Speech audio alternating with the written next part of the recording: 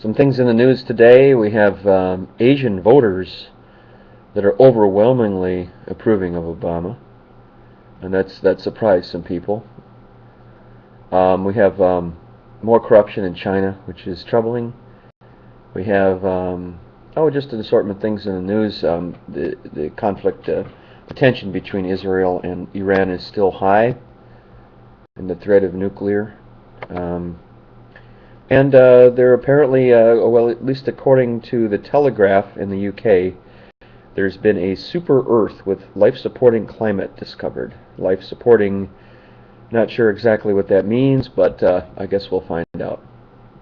I have my doubts on that. That something could be as perfect as Earth that we discover it, but who knows, you know.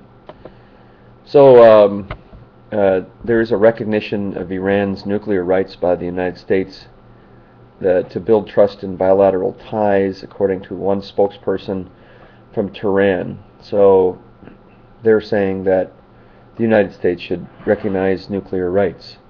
Iranian Foreign Minister spokesman Ramin Manparast said that the recognition of the nuclear rights of the Islamic Republic by the United States will build trust in bilateral relations, local media reported yesterday.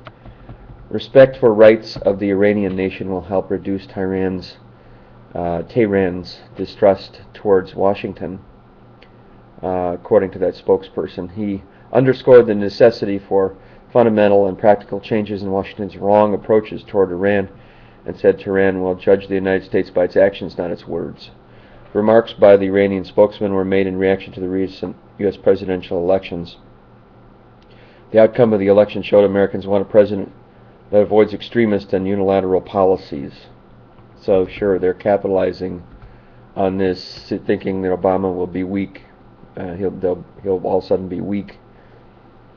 The outcome of the election showed Americans want a president that avoids extremist and unilateral policies. So no Bush doctrine going on here.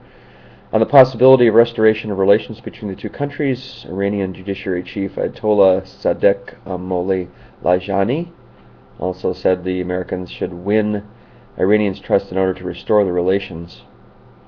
The resumption of relations with the United States is not easy, according to the spokesperson, and after all of these sanctions, such relations are not possible overnight. So it's kind of like the teenagers saying, well, you know, you parents haven't complied with my rules, but, you know, it's still possible that I might come to agree with you. Is there something wrong with that a little bit? The resumption of relations with the United States is not easy, according to the spokesperson. The United States cut diplomatic relations with Iran in 1980 after a group of Iranian students captured some 60 U.S. diplomats in 1979, 52 of them held in captivity for over 400 days. You remember, 444 days, I think it was.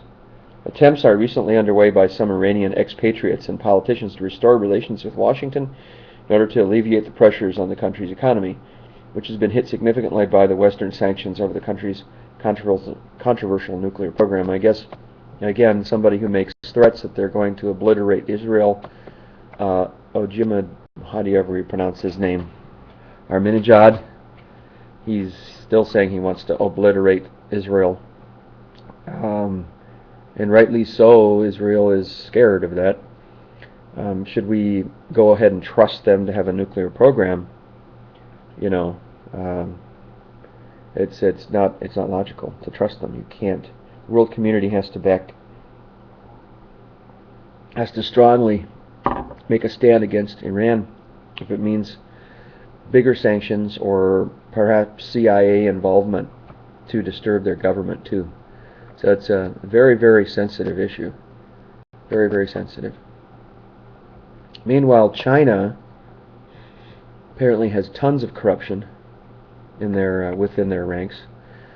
Concerns over rampant corruption inside the ranks of the Communist Party emerged as a major theme of the critical party Congress that began today in Beijing as President Hu Jintao and others cast votes of urgency over public contempt for widespread abuse of officials' powers.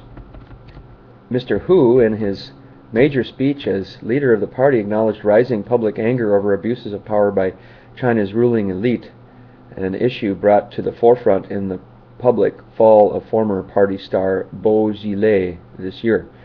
Speaking today in Beijing's Great Hall of the People, Mr. Hu acknowledged that corruption among Chinese officials is a major concern to the Chinese people. If we fail to handle this issue well, it could prove fatal to the party. The whole party must keep in mind the trust the people have placed in us and the great expectation they have of us. So, how sensitive is this whole thing? The world is such a cauldron, seems like, of that if, we're certainly hoping that if China becomes destabilized, we have an issue that's a lot bigger than Iran, that's for sure. Chinese leaders have previously warned that corruption could threaten the party's hold on power, though rarely in such clear terms as such a high-profile event. Mr. Hu's comments live on the state television. Shortly before the speech, Chinese Vice President Minister Zhang Jun expressed concern over the fight against corruption. In the end, corruption comes from the fact there's not good oversight of control of power, so we should create more democratic oversight and oversight based on public opinion. So there are some within the Chinese government saying, oh, what's this thing called corruption? You guys are making such a big deal of it. If you don't emphasize the solution, there's no problem, according to one of the advisors. So it's like if you look away, it won't happen. We should firmly maintain the strategic focus of boosting domestic demand, speed up the establishment of long-term mechanism for increasing consumer demand, unleash the potential of individual consumption, and increase investment at a proper pace, and expand the domestic market, according to Mr. Hu. Mr. Hu, H-U, it's spelled H-U. Mr. Hu and soon-to-be party elders may continue to have roles in coming years. Behind the scenes, TV cameras today lingered on Jiang Zemin, party chief until 2002, suggesting the lasting influence of the previous generation of leaders in picking the new slate. So, yeah, I don't know a lot about Chinese history or whatever, but it's very interesting. Very interesting. And last but not least, apparently there's a SuperEarth that was, I guess, just seen by astronomers. A SuperEarth that could have life-supporting climate has been discovered in the multi-world solar system 42 light-years from the Sun. The planet, several times more massive than the Earth, lies just the right distance from its star to allow the existence of liquid surface water. It orbits well within the star's habitable Goldilocks zone, the region where temperatures are neither too hot or too cold to sustain life. But then you're saying, well, what kind of life? I mean, for us it is good, but we're talking about something that's so far away that you could have life, but it could be not a carbon-based life, but a zinc-based life, or a hydrogen-based life, or life is very relative. So to say, yeah, if humans were there, they could survive, really says nothing. Absolutely nothing. But it's nice for the news pages for consumption of the masses, that's for sure. The New World is one of 6, all with masses of fewer times than of the Earth, believed to circle the dwarf star HD 40307 in the constellation of Pictor. So there you have it. So maybe you might want to read more on the SuperEarth, which is orbiting HD 40307. SuperEarth, huh? I wonder what Neil deGrasse Tyson would say about this one.